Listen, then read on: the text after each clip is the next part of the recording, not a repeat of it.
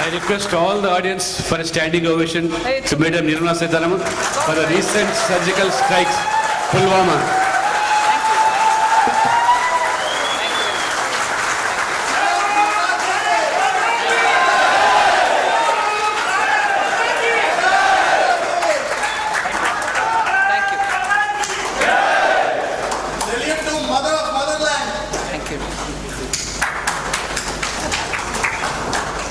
Thank you,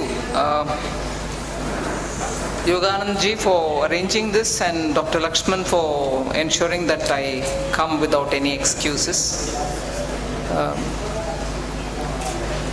The buzz in the crowd, the energy in the crowd, the drive with which you are waiting for the day, the polling day, I can see. And so this campaign for Telangana for Modi itself is very invigorating, if you ask me, for those of us who are in the grind of the campaign. I may not be contesting, but there are people for whom all of us are working together to make sure that this Lok Sabha election, the election of 2019, is going to make a big difference for India. I start, therefore, my initial remarks, which I would like to keep very brief, but of course there are several things which I want to share with you. I'll just flag off many of those points, which I'm sure all of you are very thinking public. You'll immediately connect to the thought that I have in this matter. So I'll just very quickly highlight some of the issues on the basis of which you and many of those who are going to get influenced by you can think as to why ek bar fir Modi Sarkar. We need once more for Modi to come back. So the pointers I want to leave for you all to think about are like this. See, 2014 we thought was a big momentous occasion. It made a very big difference for all of us. And for the first time after decades, you had a government which was given such a majority, a single largest party majority, a complete majority. And therefore we thought all of us have made a contribution. Yes, we did make a contribution. There's no second thought on that. But that was important.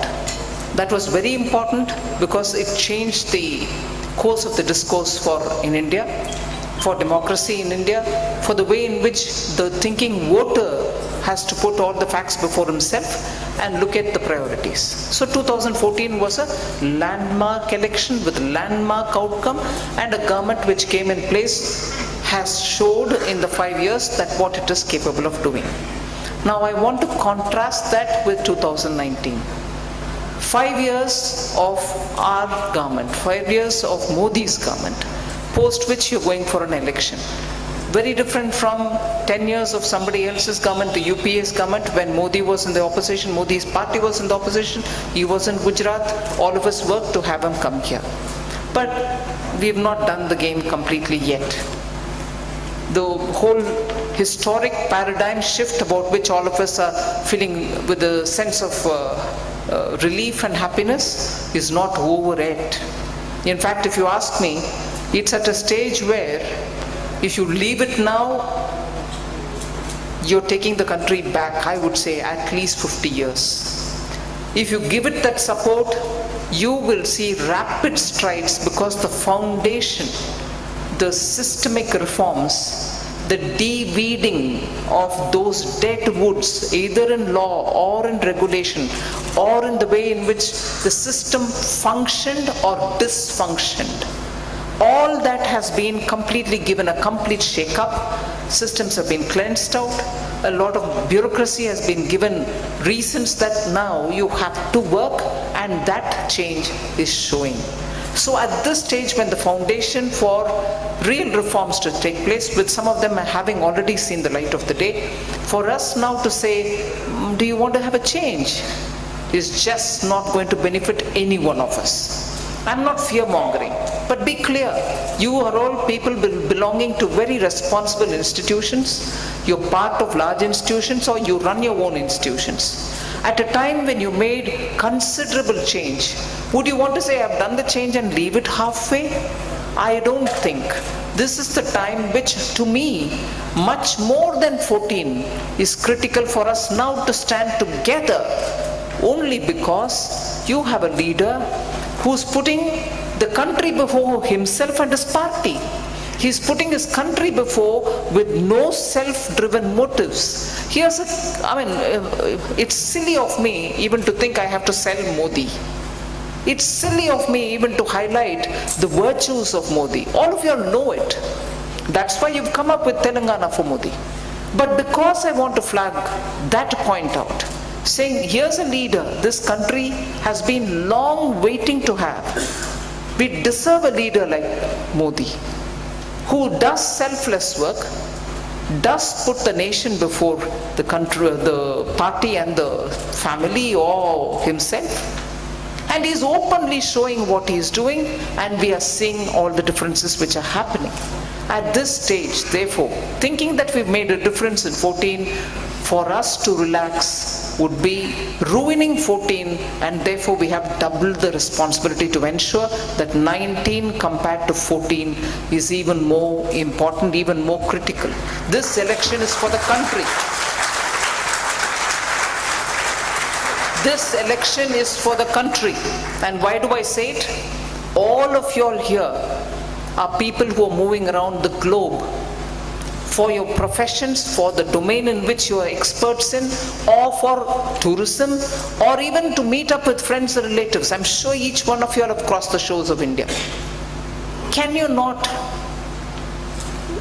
be true to yourself, be true to ourselves, be true to India? Can you not now visibly see the change in the way in which the world looks at us? Whether you're standing in the custom clearance queue, or for a passport stamping, or you're going into some shopping arcade, or you're part of a large meeting, or you're meeting with your group executive chairman, or you're yourself going and selling your product. The way in which people all around the globe are dealing with you, relating to you, other than your business, also having curiosity about India, it's because of this government now. We are feeling it. And is that not important to us? Is that not important to us who for the last several decades seen India only being mocked at, joked at, made fun of? You can't win a cricket match outside. I remember in my college days, if matches happened outside and if there were to be an India-Pakistan, your heart would thump, your heart would beat, saying, please somehow win, win, win. At least in cricket, win. Yeah? But what's happening now?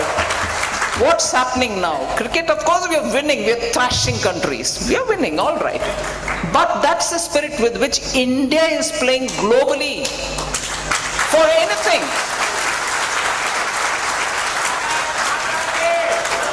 In global negotiations, multilateral forum, bilateral forum, Indians walk in with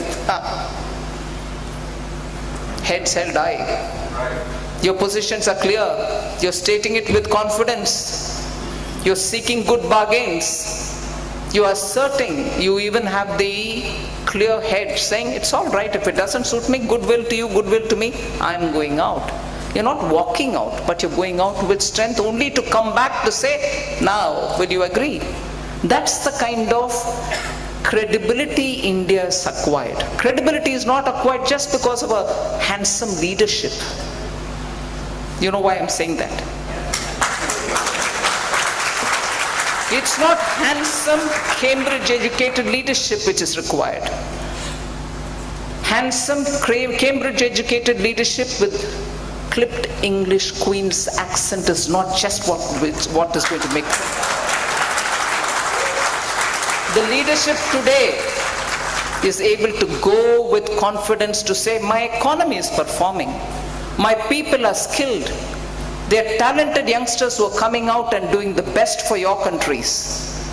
We have our strengths. My army is strong. My youth are full of energy and they can contribute both as consumers and contributors to other economies. All these collective sense of feeling one and proud is being conveyed nicely to everybody. Leaderships are being looked at into their eyes and being told, look, take us seriously. These are our strengths. This is where we come from. We want peace. We are willing to contribute to your economy. We want you to have an understanding of what we are. The age where you were begging for even small things from abroad is not required now. We have openly now, not just us, even the earlier government had to say, we don't need aid to take care of our country, we can take care of ourselves. Now we are the biggest HADR providers, first responders in any international calamity, be it the recent cyclone in Mozambique. Earlier in Indonesia, tsunami plus earthquake, we were the first ones to reach. I'm not saying this with a sense of arrogance or gloating with, we are doing it. No. But we have the capability, we have the resources, we have the reach, we have the technology, we are able to have people do it all in a jiffy. So in this vast region, which is now, I'm happy to say, Indo-Pacific, whether you start from eastern coasts of Africa, till about Australia and slightly beyond that too, till New Zealand and south of Australia and New Zealand, we are the first responders. Is that not a strength? You're dealing with so many countries in this canvas. And all of them recognize that we are the first responders. Yesterday, I'm sure, since all of you are so active in the social media, you would have seen messages coming about Mozambique relief which India offered. So what does this HADR do to you? It's all right when people are, yes, it's all right. When people are in trouble, you have to extend. Could we do it earlier, 2, 3, 4 decades ago? No. But we are now suddenly being able to synergize ourselves so much that you're able to provide that, you're also able to stand up in the name of the contribution your economy was making. Yogananji very clearly, pointedly said how rapidly we are moving up in this, PPP calculation as to global size of your economy. We're already on the 3rd position. You can always argue saying, but this measure, but that measure. All right, use any measure, but we are there. So, if your global position is moving like that, I contrasted 14 and 19. I want to contrast Modi and who? I don't know. I want to make a contrast. Because election is a matter of compare and contrast and make a studied, calculated choice. We're talking about election. If Modi is what we constantly talk about, who we constantly talk about, and we want to say he has to come back because there's reason for him to come back, who's the other? Actually, who is the other?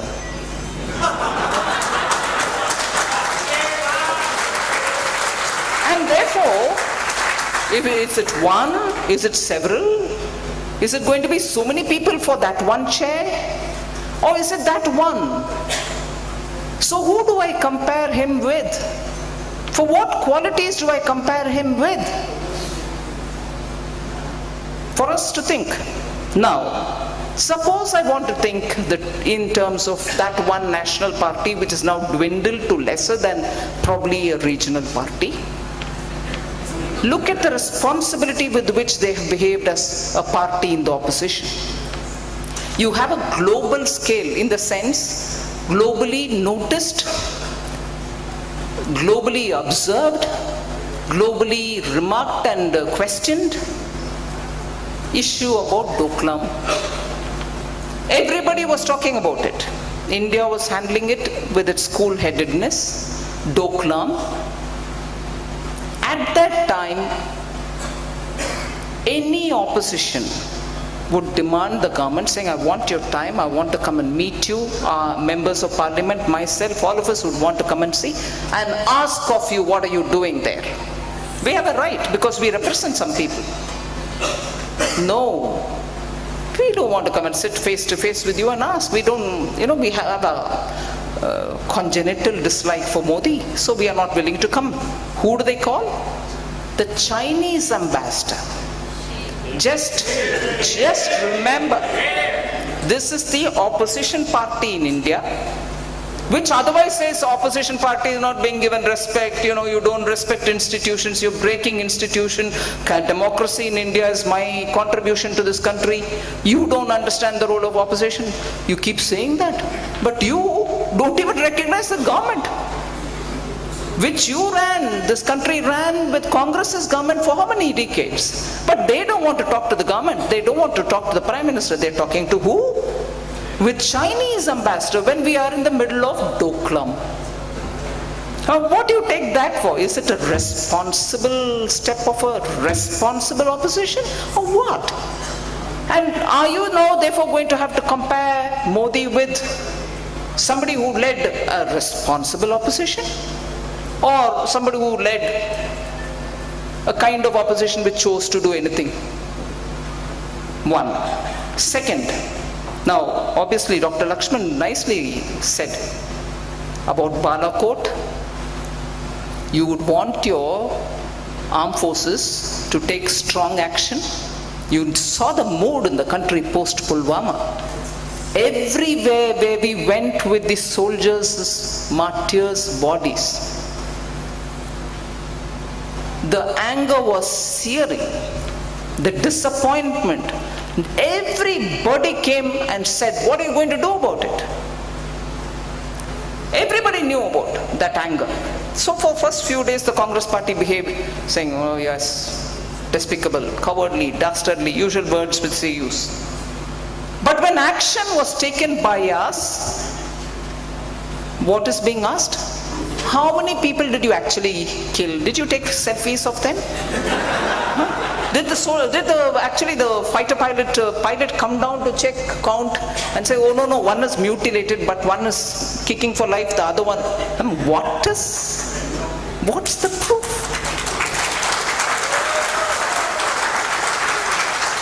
Shocking conduct.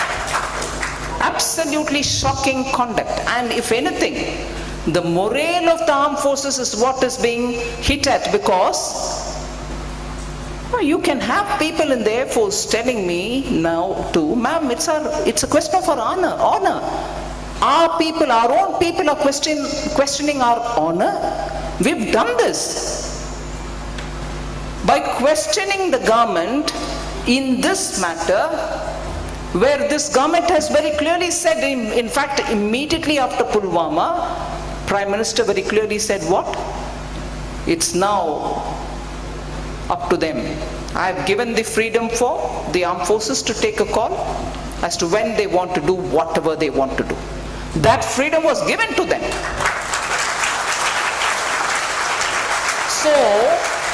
So when the opposition is questioning, you're questioning them.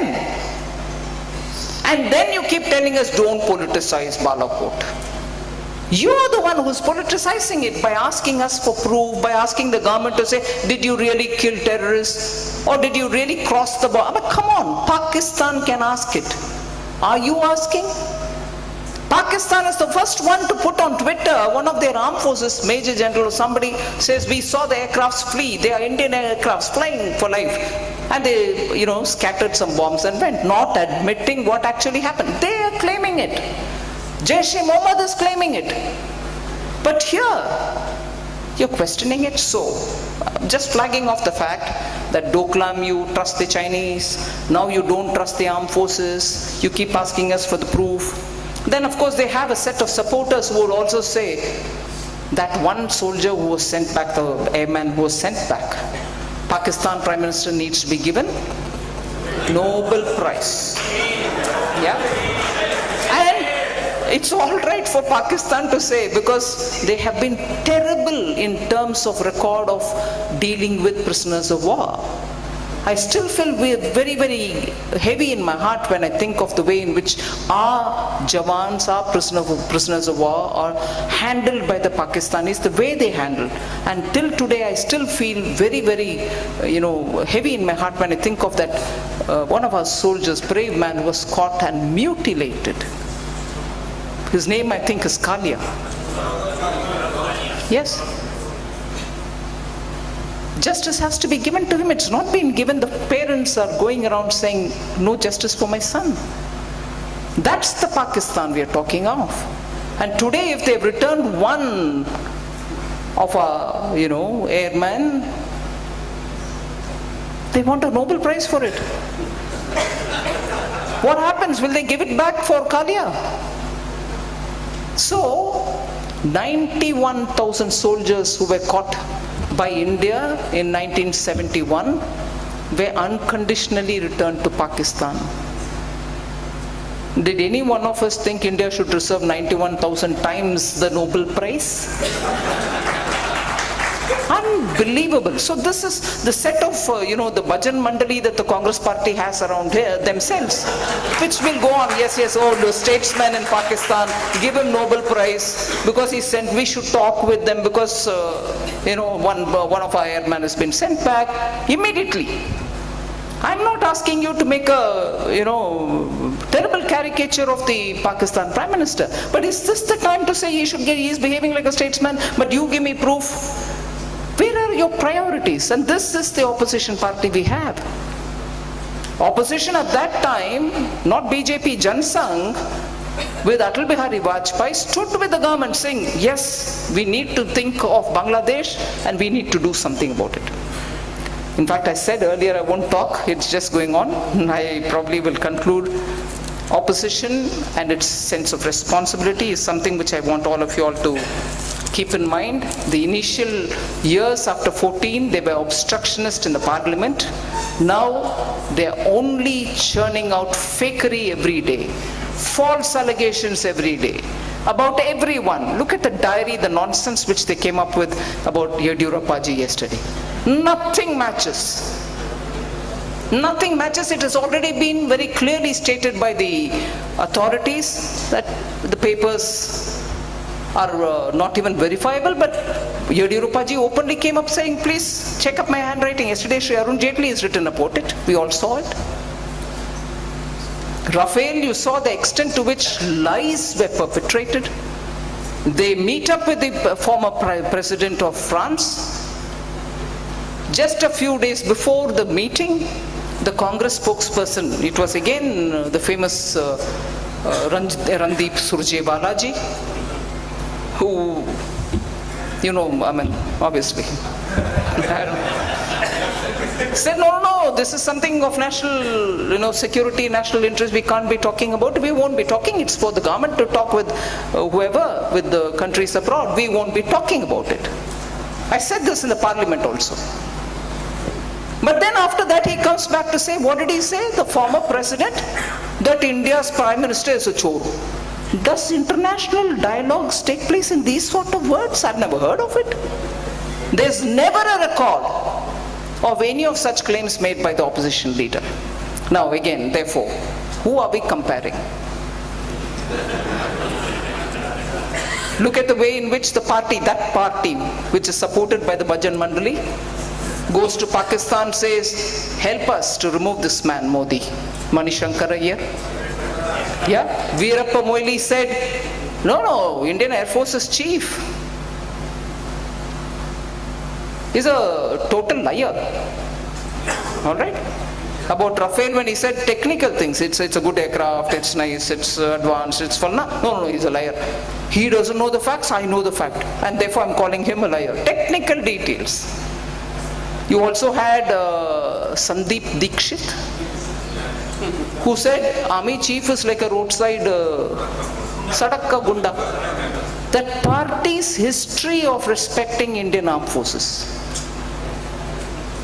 Sam Pitroda took the cake yesterday. He said, no, just 3-4 people came, it's all right, you can't make a whole country evil. They are having camps there to train Fidain. But because only 4 people came and not 400 to Mumbai, I shouldn't call Pakistan a perpetrator of terror. What is this measure? Look at the kind of people who are gurus to the prime ministerial potential. Gurus to the Prime Minister potential is made of this stuff. So, who are you comparing? Then GST, we had Dr. Lakshman and also the previous speaker tell us how much of increased revenue it has brought in, and rightly, you rightly reminded me. Finance Minister said if the revenue increases, we'll bring down the tax rate even further. That's true. If more the revenue, you're willing to give more concessions to the people. But that is Gabbar Singh tax. You get more revenue, willing to give more concessions in tax, but that is Gabbar Singh tax. And mind you, that tax, the GST, in every one of the GST council meetings, the Congress's finance ministers from various states sit, discuss the whole day, agree, go do a press conference and go to their respective states, but the Congress president is not even aware. They have not said in the GST council meeting, GST is Gabbar Singh tax, sorry we won't talk, we are going out of the council. They didn't say that. Their own finance ministers are not saying it. But no, Congress president will say it. So, I can go on like this, but 14 versus 19, Modi versus who? You have enough to have a tea time chat and also have fun. But the fun should be only till 11th April. That day, sweat it out. Be sure to be in time at the polling booths. Be sure to be with your family and friends. And kindly do not go off on long weekends. Long weekends can wait. Please, it's our duty to have this country be given.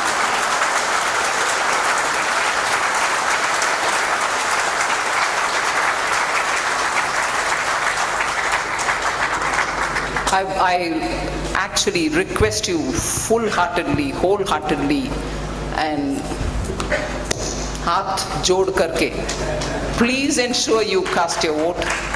Don't think one vote is insignificant. Jokes about Nota are not for us. This country cannot choose nobody. You have to choose somebody.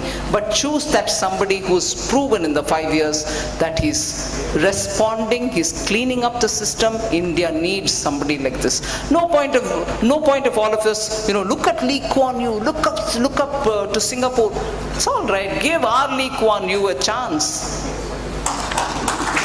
Give him a chance again. Thank you very much. Jai Hind.